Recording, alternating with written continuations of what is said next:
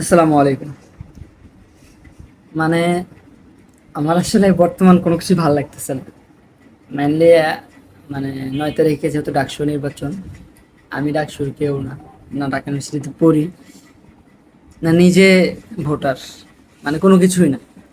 তবুও কেন জানি একটু মানে সেই নিউজগুলো ভালো লাগতেছে, দেখতেছি। একটা ঈদ লাগতেছে যে হ্যাঁ, ঢাকা ইউনিভার্সিটি একটা নতুন নির্বাচন হতেছে। মানে এটা একটা আলাদা ব্যাপার। এখন এই নির্বাচন আসলে কার জেতা উচিত? এখন সেটা হলো আপনাদের ব্যক্তিগত মতামত, একজন এটা একরকম থাকবে।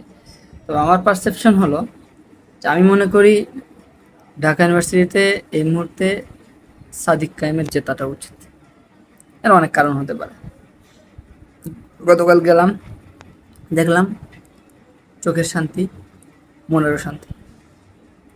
এই যে মানুষ কত সুন্দর হাসি খুশিভাবে কথা বলছে, ছাত্র বান্ধব ১ বছরে প্রায় অনেকগুলো কাজও করেছে। তা আমি মনে করি যে তাদের আসলে নির্বাচনে নিয়ে আসা উচিত এবং জেতানো উচিত। তাই আগামী ৯ সেপ্টেম্বর যারাই আছেন সকলে চিন্তা করবেন, যেন দোয়া করবেন যেন সাদিক খান ভাই জিতে। সাদিক ভাই জিতলে অবশ্যই এটা আমাদের জন্য একটা আনন্দের, কারণ ইসলামের ব্যানারে থাকা একটা ছাত্র সংস্থা, একটা ছাত্র দল, তারা জিতবে এটাই স্বাভাবিক এবং জেতা উচিত। তো সকলে দোয়া করেন, আমিও দোয়া করি।